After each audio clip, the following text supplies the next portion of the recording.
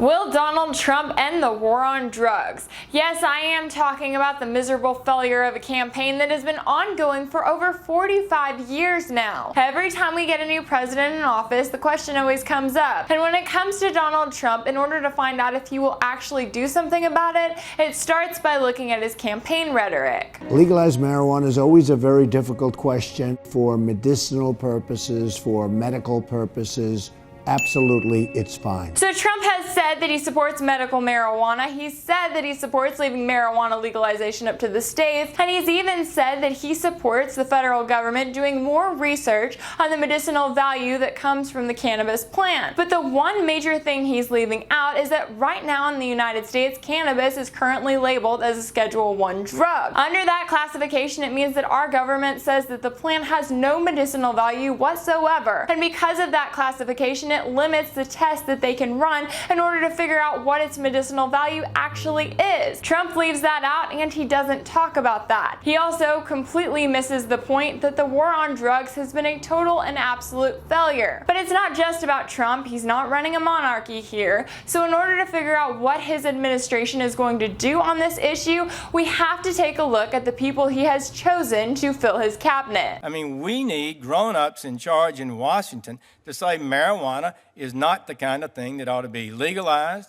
It ought not to be minimized, that it's in fact a very real danger. That was Jeff Sessions, Trump's pick for Attorney General. Now, this senator from Alabama is such a staunch opponent of marijuana legalization that he has said he wishes the federal government would do more to punish the states that are legalizing it. Then there's Tom Price. He's Trump's pick for Secretary of Health and Human Services. Now, as a congressman from Georgia, he has a reputation for being one of the most anti-marijuana members of Congress. Looking at his voting record, it shows evidence that he supports the federal government doing more to interfere with states that have legalized marijuana. It also shows that he thinks that Veterans Affairs doctors should not have the right to prescribe medical marijuana to veterans if they think it might help. Seriously, are you kidding me? But it's about more than just those two members. It's not as if Trump has made an entire cabinet that is strictly against marijuana, but it is important to note that some of the positions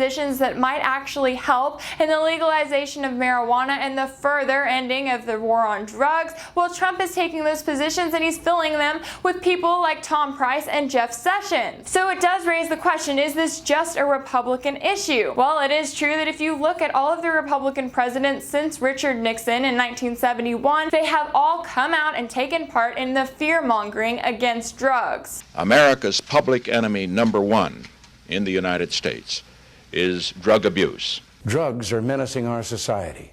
They're threatening our values and undercutting our institutions. They're killing our children. All of us agree that the gravest domestic threat facing our nation today is drugs. Drugs undermine the health of our citizens.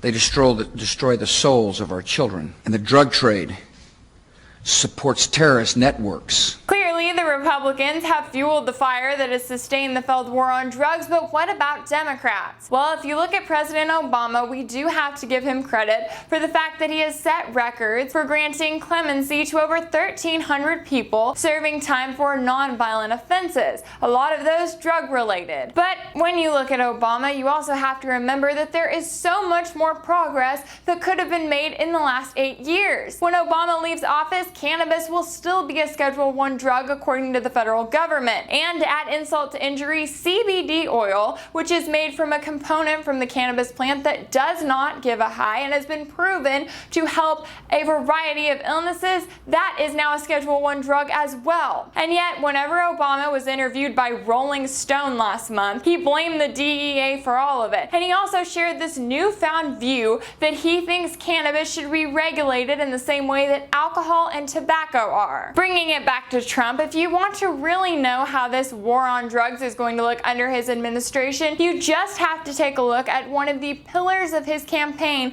that he started talking about from day one. When Mexico sends its people, they're not sending their best. They're bringing drugs, they're bringing crime, they're rapists, and some, I assume, are good people. Trump seems seems to think that building a wall on our southern border will automatically take care of all of the illegal immigration and the illegal drug trade that happens between Mexico and the United States.